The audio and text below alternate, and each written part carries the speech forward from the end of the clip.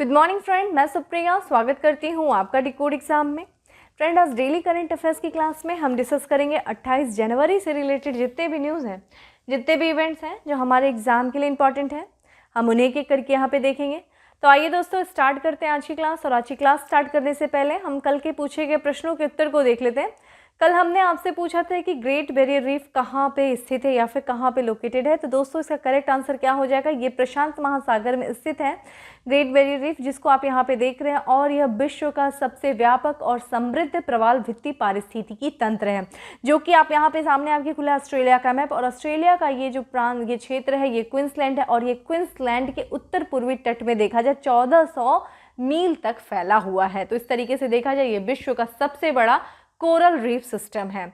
1981 में इसे विश्व धरोहर स्थल के रूप में भी चुना गया था। तो ये भी चीज़ ध्यान रखेगा ग्रेट बैरियर रीफ के बारे में कि ये 1981 में विश्व धरोहर स्थल के रूप में भी इसे चुना गया था। तो ये दोस्तों हमारे कल के पूछे गए प्रश्नों के उत्तर थे। अब आते हैं आज के सेशन पे, जिसमें हमारा सबसे पहला प्रश्न है कि किस संगठन के द्वारा नेपच्यून स्ट्राइक 22 नामक समुद्री अभ्यास शुरू किया गया है? यूरोपियन यूनियन, नाटो, आसियान या फिर एससीओ यानी कि संघाई कॉरपोरेशन ऑर्गेनाइजेशन। दोस्तों इसका करेक्ट आंसर क्या हो जाएगा? नाटो। ठीक है, नाटो के द्वारा देखा जाए नेपच्यून स्ट्राइकर 22 जो है एक समुद्री अभ्यास की शुरुआत की गई है। आइए इसके बारे में समझते हैं। नाटो जिसका फुल फॉर्म क्या है? उत्तर अटलांटिक संधि संगठन। इसके द्वारा देखा जाए 24 जनवरी 2022 से भूमध्य सागर में 12 द्वीपीय समुद्री अभ्यास की शुरुआत की गई है। और ये अभ्यास जो कि 24 जनवरी से शुरू किया गया है, इस अभ्यास का क्या नाम है? ये अभ्यास है नेपच्यून स्ट्राइक 22। ठीक है, ये एक समुद्री अभ्यास है। और ये देखा जाए कब तक समाप्त होगा? तो ये नौसेना अभ्यास 4 फरवरी 2022 तक समाप्त होगा। इस अभ्यास का उद्देश्य क्या है कि नाटो समुद्री क्षमताओं की एक विस्तृत श्रृंखला का प्रदर्शन और प्रशिक्षण करना। ठीक है दोस्तों, नाटो की बात करें यानी कि नॉर्थ अटलांटिक ट्रीटी ऑर्गेनाइजेशन की, किससे स्थापना कब हुई थी दोस्तों? तो इसकी स्थापना हुई थी 4 अप्रैल को हुई थी। वर्ष कौन सा है? 1949 को इसकी स्थापना हुई थी। इसके जो है 12 संस्थापक सदस्यों के द्वारा अमेरिका के वाशिंगटन संधि में एक संधि किया गया था, जिस कारण से हम नाटो को वाशिंगटन संधि के भी नाम से जानते हैं। नाटो दोस्तों एक अंतर सरकारी सैन्य संगठन है। और जैसा कि आप इसका जानते हैं, इसका हेडक्वार्टर क्या है? बेल्जियम की राजधानी ब्रुसेल्स में जो है ये इसका हेडक्वार्टर है। इसको किस सिद्धांत पर जो है इसकी स्थापना किया गया था? तो इसका ये है सामूहिक रक्षा सिद्धांत पर नाटो की स्थापना किया गया था, जिसका तात्पर्य क्या है कि एक या अधिक सदस्यों पर अगर आक्रमण होता है तो ये समझा जाएगा कि सभी जो है देश हैं जो इसके सदस्य हैं उस पर आक्रमण हुआ है। और इस तरीके से सारे देश मिलकर के उसके लिए प्रतिक्रिया करेंगे। वर्तमान में इसके सदस्यों को देखा जाए तो इसके 30 सदस्य हैं। कमेंट बॉक्स में आंसर करिए कि हाल फिलहाल में यानी कि इसका जो 30वां जो नया सदस्य बना है वो कौन सा देश है। ठीक है, तो ये हमें कमेंट बॉक्स में आंसर करिए। आते हैं अगले प्रश्न पे। हमारा अगला प्रश्न है कि 1930 के जंगल सत्याग्रह की याद में केंद्रीय संस्कृति मंत्रालय द्वारा कहाँ संग्रहालय का निर्माण किया जा रहा है? झारखंड, छत्तीसगढ़, महाराष्ट्र या फिर मध्य प्रदेश। तो इसका करेक्ट आंसर क्या हो जाएगा? सी हो जाएगा। महाराष्ट्र में किया जा रहा है। जंगल सत्याग्रह की याद में एक संग्रहालय का निर्माण किया जा रहा है और ये सत्याग्रह 1930 में हुआ था। आइए इसके बारे में समझते हैं। तो देखा जाए संस्कृति मंत्रालय, केंद्र सरकार जो है वो महाराष्ट्र के यवतमाल, ठीक है, यवतमाल जिले में स्थित पुशद में एक संग्रहालय का निर्माण करवाने जा रही है। ठीक है, किसकी स्मृति में? 1930 के जो जंगल सत्याग्रह हुआ था उसकी स्मृति में। ठीक है, इस संग्रहालय का निर्माण जो है राष्ट्रीय स्वयंसेवक संघ आरएसएस के संस्थापक डॉक्टर केशव बलिराम हेडगेवार की अगुवाई में एक जंगल सत्याग्रह की स्मृति में किया जा रहा है। ठीक है, इस परियोजना का जो काम किसके द्वारा किया जा रहा है? तो किसकी ओर से? तो ये देखा जाए दीनदयाल बहुउद्देशीय प्रसारक मंडल की ओर से किया जाना है। विदर्भ में, जैसा कि महाराष्ट्र में क्षेत्र है, विदर्भ में नमक सत्याग्रह का रूप क्या है? जंगल सत्याग्रह। जैसा कि आप जानते हैं महात्मा गांधी जी के द्वारा जो है 12 मार्च से लेकर के 12 मार्च 1930 तक, 1930 से 6 अप्रैल 1930 तक जो है ब्रिटिश नमक एकाधिकार के खिलाफ जो एक आंदोलन चलाया गया था, जिस आंदोलन को हम किस नाम से जानते हैं? नमक सत्याग्रह के नाम से या फिर डांडी मार्च के नाम से या फिर डांडी सत्याग्रह या फिर नमक मार्च के नाम से, इन नामों से जानते हैं। इसी आंदोलन के प्रारूप जो है हर क्षेत्रों में हमें देखने को मिले थे, जिसमें महाराष्ट्र में जो है जंगल सत्याग्रह के रूप में ये सत्याग्रह हुआ था। यह सत्याग्रह जो है किसके द्वारा जो है अगुवाई की गई थी, तो जो संघ यानी कि आरएसएस संघ के जो संस्थापक हैं डॉक्टर हेडगेवार की अगुवाई में 21 जुलाई 1930 को धामनगांव रोड पर लोहारा जंगल में शुरू किया गया था। और इस सत्याग्रह के दौरान देखा जाए तो हेडगेवार को और उनके साथ अन्य जो है 11 लोगों को गिरफ्तार कर लिया गया था। तो उन्हीं की स्मृति में देखा जाए, आप इनकी तस्वीर यहाँ पे देख सकते हैं, आरएसएस के संस्थापक है, राष्ट्रीय स्वयंसेवक संघ के संस्थापक। इन्हीं की स्मृति में जहाँ से इनको गिरफ्तार किया गया था, जो इन्होंने आंदोलन चलाया था, वहीं पे जो है इस जो है उसका जो है निर्माण किया जा रहा है इस संग्रहालय का। ठीक है, मंत्रालय भी ध्यान रखिएगा किसके जो है मंत्रालय के द्वारा जो निर्माण किया जा रहा है, तो केंद्रीय संस्कृति मंत्रालय के द्वारा। ठीक है, आते हैं हमारे अगले प्रश्न पे।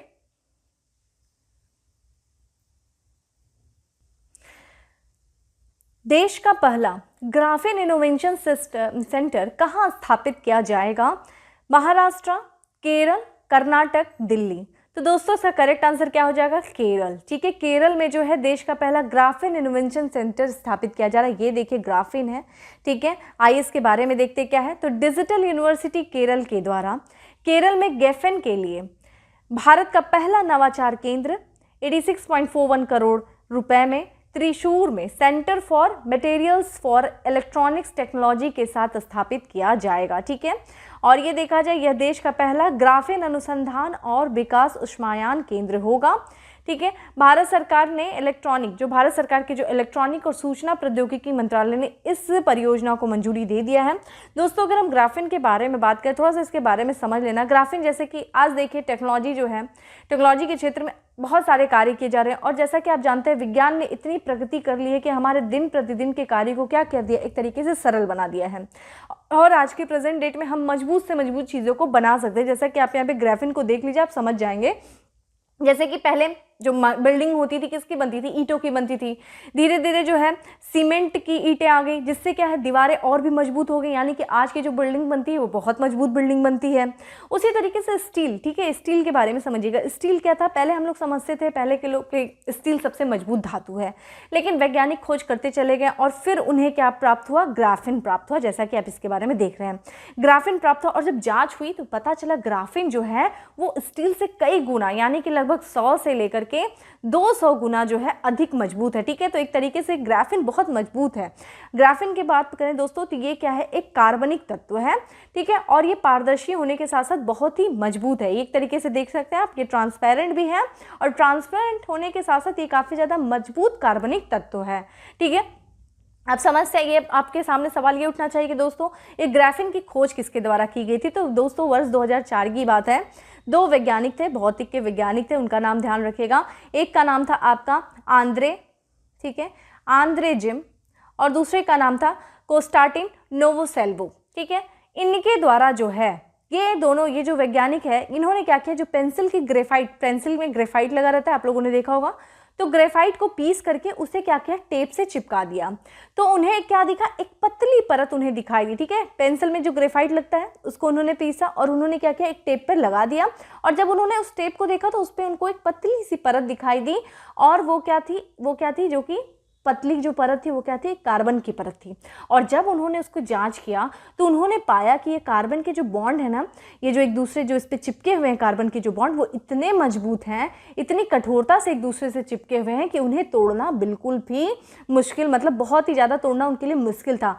तो इस तरीके से वैज्ञानिकों ने इसे दुनिया का सबसे मजबूत पदार्थ माना। और देखा जाए तो ग्रेफाइट से जो है एक तरीके से अगर हम ग्रेफिन की बात करें दोस्तों, तो ग्रेफाइट जो कि ग्रेफाइन की ही परत का ढेर है, और अणु की जो मोटाई वाली सामान्य कार्बन की एक पतली परत है। ठीक है, तो इस तरीके से इन्होंने ग्रेफिन को पाया।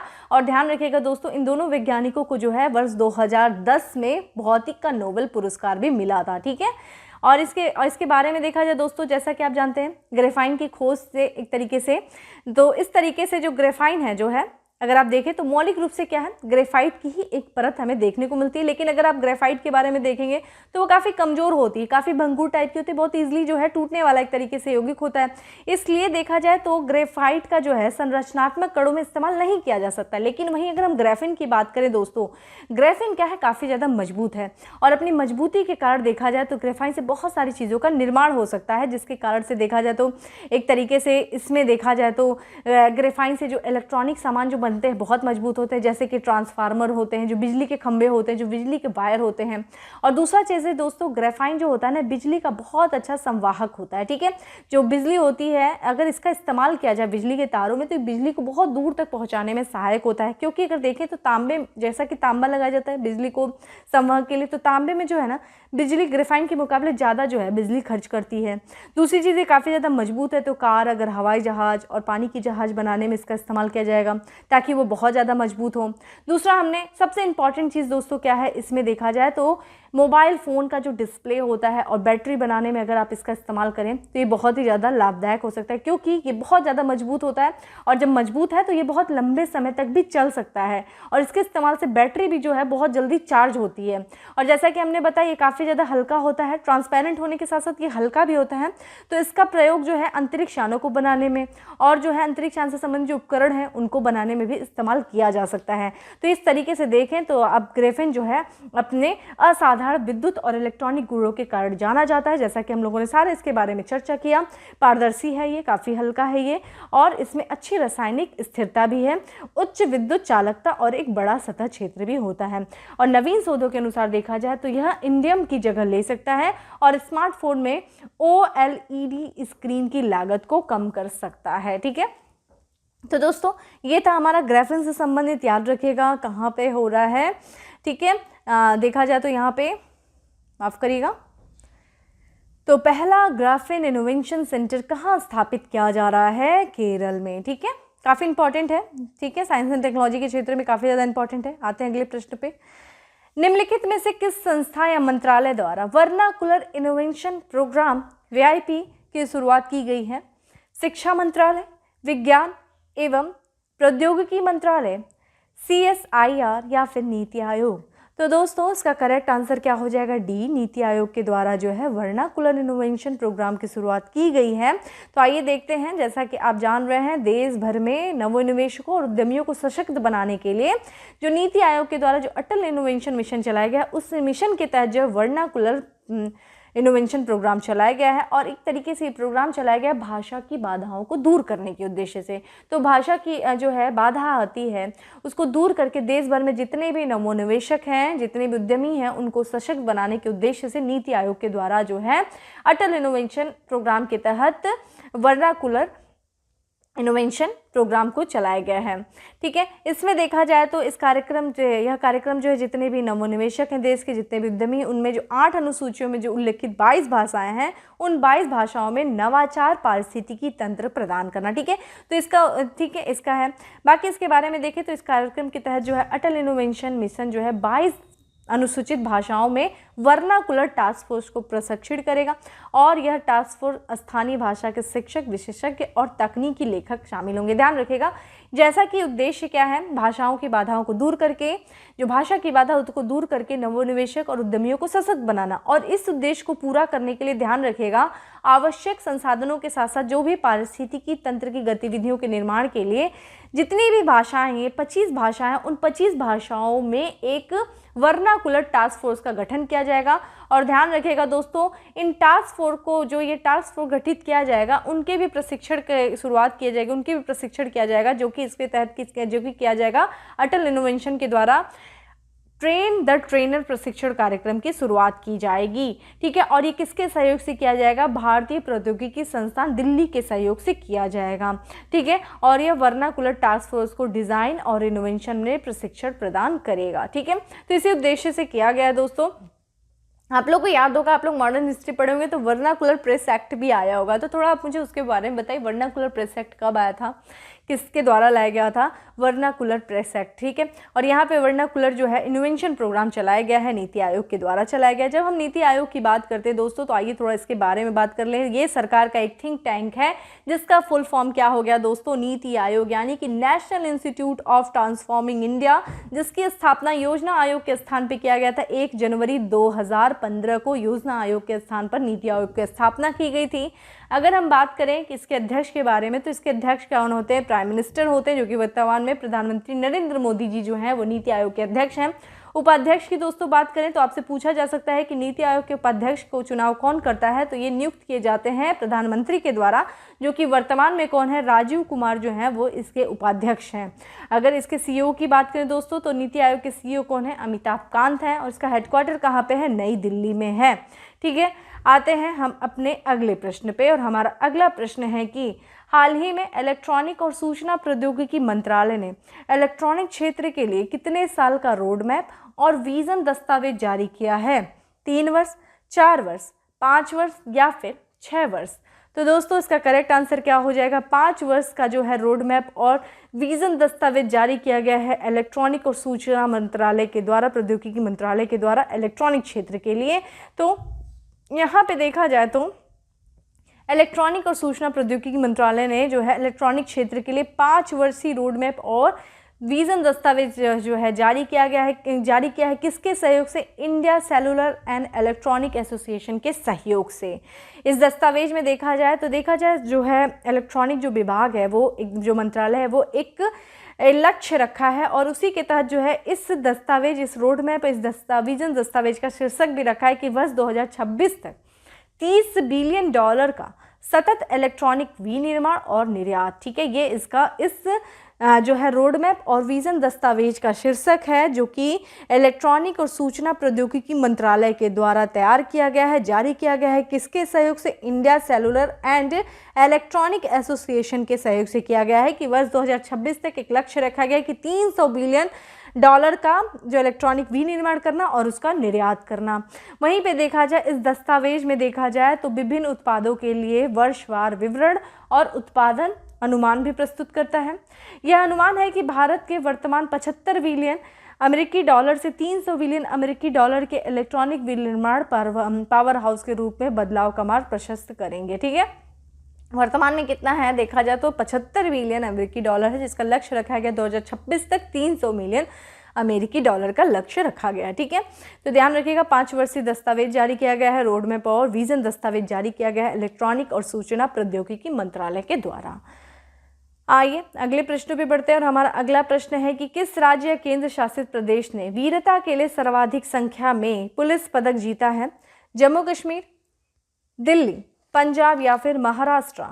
Correct answer is a, Jammu Kashmir जो है सर्वाधिक संख्या में पुलिस पदक जीता है। जैसा कि आप जानते हैं गणतंत्र दिवस के मौके पर सरकार के द्वारा जो है वीरता पुरस्कार प्रदान किया जाता है, और इस वर्ष देखा जाए 939 पुलिस कर्मियों को जो है इस पदक से सम्मानित किया गया है, वीरता पदक से सम्मानित किया गया है। इस वीरता पदक में देखा जाए पुरस्कार के लिए जो है, इसमें वीरता पुरस्कार के लिए देखा जाए जो है सरकार ने 189 पदक जो है वो शामिल हैं। जो वीरता पुरस्कार के लिए कितने पदक शामिल हैं?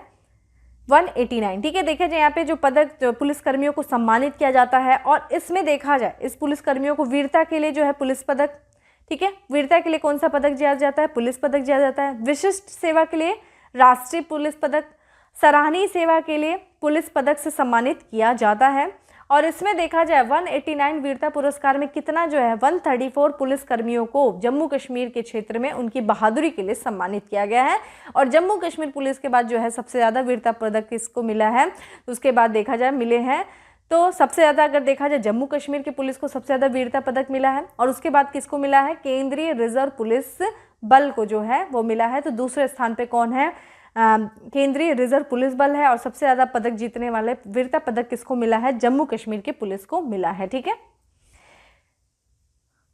अगले प्रश्न पे बढ़ते हैं, और हमारा अगला प्रश्न है कि हाल ही में चर्चा में रहा आदिवासी ध्वज से कौन सा देश जुड़ा हुआ है? ब्रिटेन, ऑस्ट्रेलिया, न्यूजीलैंड या फिर भारत? करेक्ट आंसर है बी, ऑस्ट्रेलिया जो है आदिवासी ध्वज से जुड़ा हुआ है। इसके बारे में देख लेते हैं। तो ऑस्ट्रेलिया की सरकार ने आदिवासी ध्वज का कॉपीराइट खरीदा है, जैसा कि आप जानते हैं सरकार ने पहचान के इस प्रतीक को मुक्त कराने के लिए इसके कॉपीराइट को कितने में 2 करोड़ से अधिक कीमत पे खरीदा। अब जिससे कि जब इसका कॉपीराइट खरीद लिया है तो इससे वहाँ पे कोई भी इस ध्वज का इस्तेमाल कर सकता है। अगर हम इस ध्वज की बात करें दोस्तों तो ये एक स्वदेशी कलाकार थे, एक आदिवासी कलाकार थे जिनका नाम देखिए क्या है, हैरोल्ड थॉमस। हैरोल्ड थॉमस ने देखा जाए तो 1971 में जो है इस विरोध के प्रतीक के रूप में इसको बनाया था। जैसा कि 1971 में जो ये आदिवासी कलाकार हैरोल्ड थॉमस ने, जो कि ये मध्य ऑस्ट्रेलिया के यहाँ पे देखा जाए लूरी तजा, ठीक है, लूरी तजा लोगों के वंशज थे और झंडे का जो डिज़ाइन के लिए इन्होंने क्या किया था, ये लोग जो हैं झंडे के डिज़ाइन के लिए बौद्धिक संपदा अधिकार भी रखते हैं, ठीक है। और इस ध्वज को मूल रूप से जो है भूमि के अधिकार आंदोलन के लिए जो है डिज़ाइन किया गया था और आगे चल करके जो ये ऑस्ट्रेलिया के जो आदिवासी लोगों का प्रतीक बन गया था। उद्देश्य क्या था, इसका उपयोग जो है प्रमुख आदिवासी प्रतीक और आधिकारिक राष्ट्रीय ध्वज के रूप में किया जाता है। अब कानूनी खतरों के डर के बिना किसी के भी द्वारा इसका इस्तेमाल किया जा सकता है, जैसा कि यहाँ की सरकार के द्वारा, ऑस्ट्रेलिया की सरकार के द्वारा इसके कॉपीराइट को खरीद लिया गया है। तो आदिवासी ध्वज देखा जाए तो ऑस्ट्रेलिया के सर वहाँ पे ऑस्ट्रेलिया से संबंधित है, ठीक है। आते हैं अपने नेक्स्ट प्रश्न पे कि निम्नलिखित में से किस राज्य के मुख्यमंत्री ने अपना कांगड़ा ऐप लॉन्च किया है? उत्तराखंड, पंजाब, सिक्किम, हिमाचल प्रदेश। तो दोस्तों इसका करेक्ट आंसर हो जाएगा डी, हिमाचल प्रदेश के द्वारा अपना कांगड़ा ऐप लॉन्च किया गया है। तो हिमाचल प्रदेश के देखा जाए मुख्यमंत्री कौन है? जयराम ठाकुर है और इन्होंने धर्मशाला हिमाचल प्रदेश से अपना कांगड़ा ऐप और स्वयं सहायता समूहों द्वारा हस्तशिल्प की शुरुआत की है। इस ऐप का उद्देश्य क्या है? इस ऐप को लॉन्च करने का उद्देश्य है कि वहाँ पे जो पर्यटक आते हैं, जो उनको समस्या का सामना करना पड़ता है, उनको जो परेशानी होती है, उनको एक तरीके से परेशानी मुक्त अनुभव जो है प्रदान करना, और साथ ही साथ वहाँ के जो स्थानीय हस्तशिल्प कलाकारों के द्वारा जो वस्तु का उत्पादन किया जाता है, उन वस्तु के उत्पादन की बिक्री को बढ़ावा देने के लिए अपना कांगड़ा ऐप जो है हिमाचल प्रदेश की सरकार के द्वारा लॉन्च किया गया। इसी के साथ साथ हिमाचल प्रदेश की सरकार ने एक योजना चलाई है जिसका नाम है मुख्यमंत्री हिम केयर योजना। उद्देश्य क्या है? मवेशियों को चिकित्सा सेवा प्रदान करना, ठीक है। तो मुख्यमंत्री हिम केयर योजना की भी शुरुआत हिमाचल प्रदेश की सरकार के द्वारा चलाई गई है, वहाँ के मवेशियों को जो चिकित्सा सेवा प्रदान करने के उद्देश्य से, ठीक है। तो अपना कांगड़ा ऐप किसके द्वारा? हिमाचल प्रदेश के द्वारा। नेक्स्ट है हमारा, निम्नलिखित में से किसके द्वारा स्पाइस एक्सचेंज पोर्टल लॉन्च किया गया है? Spice board of India, national stock exchange, commodity stocks exchange या फिर food corporation of India. Correct answer is a, spices board of India के द्वारा जो है स्पाइसेस एक्सचेंज बोर्ड का लॉन्च किया गया है, पोर्टल को लॉन्च किया गया है। तो यहाँ पे देखा जाए भारतीय मसाला बोर्ड यानी कि स्पाइसेस बोर्ड ऑफ इंडिया ने हाल ही में स्पाइस एक्सचेंज पोर्टल को लॉन्च किया है। और ध्यान रखिएगा ये दुनिया भर में भारतीय मसाला निर्यातक जो हैं, जितने भी जो भारतीय मसाला का निर्यात करते हैं और जो खरीदार करते हैं, उनके बीच में क्या करेगा? एक तरीके से मिलन स्थल के रूप में कार्य करेगा कि इस पोर्टल के माध्यम से जो भी एक्सपोर्टर होगा, जो इम्पोर्टर होगा, जो खरीदने वाला होगा और जो बेचने वाला होगा, जो निर्यात करने वाला होगा, वो दोनों क्या है, यहाँ पे एक दूसरे से संपर्क कर सकते हैं इस प्लेटफॉर्म पे। यह प्लेटफॉर्म देखा जाए देश में अपनी तरह का पहला प्लेटफॉर्म है और इस प्लेटफॉर्म को लॉन्च किस मंत्रालय के द्वारा किया गया है? तो केंद्रीय वाणिज्य और उद्योग मंत्रालय के द्वारा इस प्लेटफॉर्म को लॉन्च किया गया है। इसमें देखा जाए ये जो खरीदार होंगे और जो विक्रेता होंगे यानी कि जो बेचने वाला होगा और जो खरीदने वाला होगा, उन दोनों को जोड़ने के लिए ये जो पोर्टल है वो आर्टिफिशियल इंटेलिजेंस का उपयोग करता है। अब एक तरीके से जब इसके माध्यम से आपको क्या होगा कि जो सरकार के द्वारा जो प्रयास किया जाता है अपने निर्यात को बढ़ाने के लिए, उस मसाले के निर्यात को बढ़ाने के लिए, उस प्रयास में एक तरीके से मूल्यवर्धन करेगा ये। और हम देखें कि जो भी सरकार जो है बागवानी का जितना निर्यात करती है उसमें देखा जाए जो मसालों का कितना योगदान है दोस्तों, तो 41% जो है उसका योगदान है। और भारतीय कृषि वस्तुओं में मसाले का स्थान कौन सा आता है? चौथे स्थान पे आता है। तो ये कुछ आपके तथ्य हैं जो काफ़ी ज़्यादा इंपॉर्टेंट हैं, ठीक है। आते हैं अपने आखिरी प्रश्न पे कि हाल ही में किसके द्वारा दुनिया का सबसे तेज आर्टिफिशियल इंटेलिजेंस सुपर कंप्यूटर पेश किया गया है? गूगल, मेटा, माइक्रोसॉफ्ट या फिर SR. Correct answer is B, Meta के द्वारा जो है दुनिया का सबसे तेज आर्टिफिशियल इंटेलिजेंस सुपर कंप्यूटर पेश किया गया है या पेश किए जाने की घोषणा की गई है। तो यहाँ पे देखा जाए फेसबुक की मूल कंपनी जिसका नाम है मेटा, वर्चुअल मेटावर्स बनाने की योजना के तहत दुनिया के सबसे तेज कृत्रिम बुद्धिमत्ता सुपर कंप्यूटर बना रही। ध्यान देखिए दोस्तों, मेटावर्स एक दुनिया है ठीक है। ये देखिए जो फेसबुक है ना, वो क्या कर रही है, मेटावर्स बनाने के लिए बहुत सारे संगठनों के साथ साझेदारी कर रही है और लगभग जो है $50 मिलियन का निवेश कर रही है। मेटावर्स क्या है दोस्तों, एक तरीके से ये जो हम वास्तविक दुनिया में होते हैं और जो आभासी दुनिया में होते हैं, वास्तविक दुनिया और आभासी दुनिया को पहले से कहीं अधिक मिश्रित करेगा। यानी कि आपको पता ही नहीं चलेगा कि एक्चुअली आप जो आभासी दुनिया में भी होगे ना, तो आपको ऐसा लगेगा कि आप वास्तविक दुनिया में, जैसे कि जब आप सपने देखते हो ना, तो सपने जब देखते हो तो हमें, जब हम सो रहे होते हैं और हम सपने देख रहे होते हैं, तो हमें लगता है कि सब कुछ एक्चुअल में चल रहा होता है। तो एक्चुअली में और लेकिन जब हम नींद खुलती तो लगता है कि नहीं, ये तो मतलब एक तरीके से भ्रम था, एक हमारा आभास था।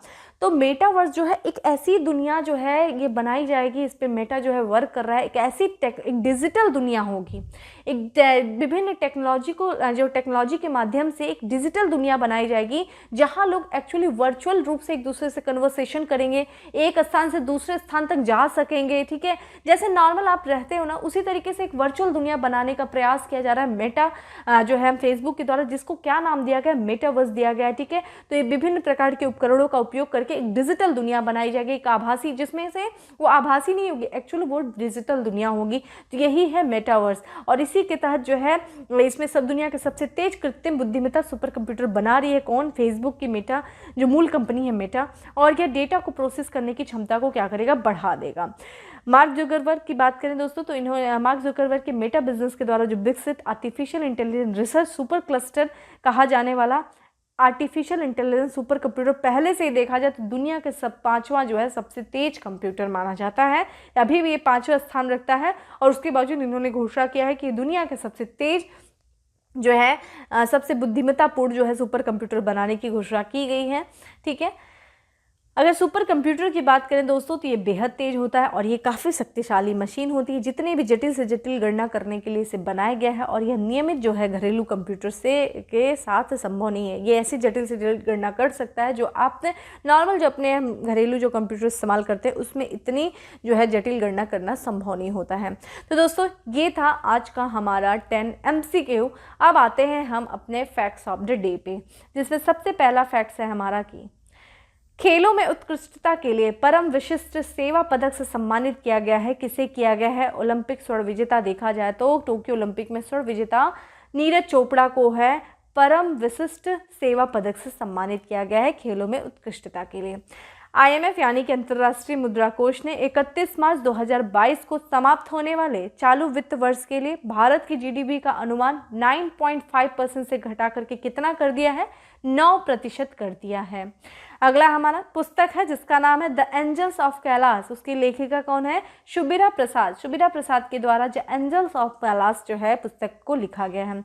अंतर्राष्ट्रीय शिक्षा दिवस मनाया गया 24 जनवरी को मनाया गया और इस वर्ष की विषय क्या थी, यानी कि इस वर्ष का थीम क्या था, चेंजिंग कोर्स ट्रांसफॉर्मिंग एजुकेशन। केंद्र सरकार ने कृषि में ड्रोन को लोकप्रिय बनाने के लिए सब्सिडी देने की घोषणा किया है। कितने % सब्सिडी देने की, 40 से लेकर के 100% सब्सिडी देने की घोषणा की गई है केंद्र सरकार के द्वारा। किस लिए, कृषि क्षेत्र में ड्रोन को लोकप्रिय बनाने के लिए। भारत सरकार के द्वारा कितने लोगों को पद्म पुरस्कार दिए जाने की इस वर्ष घोषणा किया गया, 128 पद्म पुरस्कार में देखा जाए दोस्तों 3 जो श्रेणियां आती है, कौन कौन सा है, पद्म विभूषण, पद्म भूषण और पद्मश्री, जिसमें से 128 लोगों को दिया जाएगा।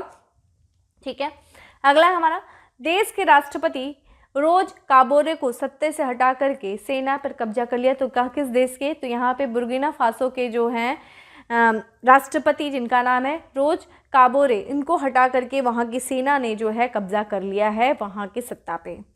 2021 के लिए ICC पुरुष क्रिकेटर ऑफ द ईयर के लिए सर गारफील्ड सोबर्स अवार्ड से सम्मानित होने वाले सबसे युवा खिलाड़ी और पहले पाकिस्तानी बने, जिनका नाम है शाहीन शाह अफरीदी।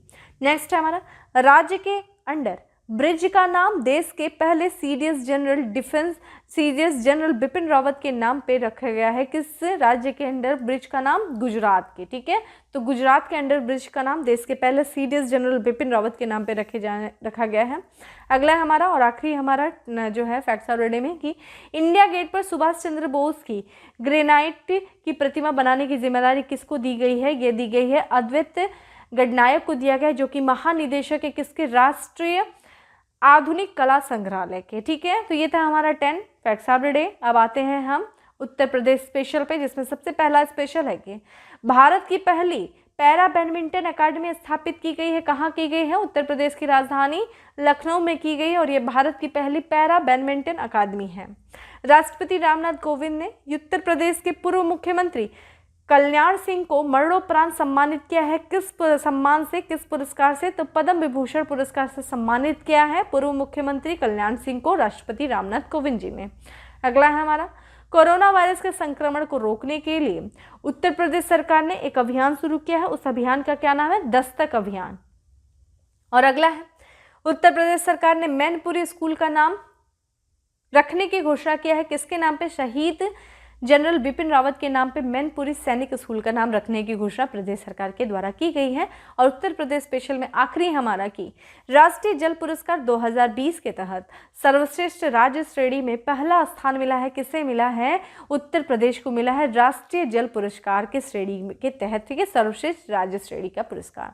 तो दोस्तों ये था हमारा करंट अफेयर और आज का क्वेश्चन ऑफ द डे है कि दुनिया का सबसे शक्तिशाली कंप्यूटर का क्या नाम है और यह किस देश से संबंधित है। और इसी के साथ साथ हमें भारत के भी सुपर कंप्यूटर को बताइए कि भारत का सबसे शक्तिशाली कंप्यूटर कौन सा है, सुपर कंप्यूटर, ठीक है, सबसे शक्तिशाली कंप्यूटर कौन सा है और उसका नाम क्या है, ठीक है। तो ये बताइए हमें, ये क्वेश्चंस ऑफ द डे था। तो दोस्तों इस तरीके से था आज का हमारा करंट अफेयर्स, जिसमें हम लोगों ने ऑलमोस्ट बहुत सारी चीज़ों को कवर किया। बाकी इससे संबंधित आपकी PDF जो है वो टेलीग्राम ग्रुप पे मिल जाएगी, जिसका लिंक आपको डिस्क्रिप्शन बॉक्स में दिया हुआ है। आप वहाँ से जा करके इसको डाउनलोड करके अपने डेली करंट अफेयर्स को रिवीजन कर सकते हैं। बाकी सेशन आपको अच्छा लगा हो तो दोस्तों लाइक करना नहीं भूलें, ज़्यादा से ज़्यादा लोगों को शेयर करें और चैनल पे पहली बार आए तो सब्सक्राइब करना नहीं भूलें। फिर मिलते हैं नेक्स्ट सेशन में, तब तक के लिए bye, have a good day, stay safe and stay happy.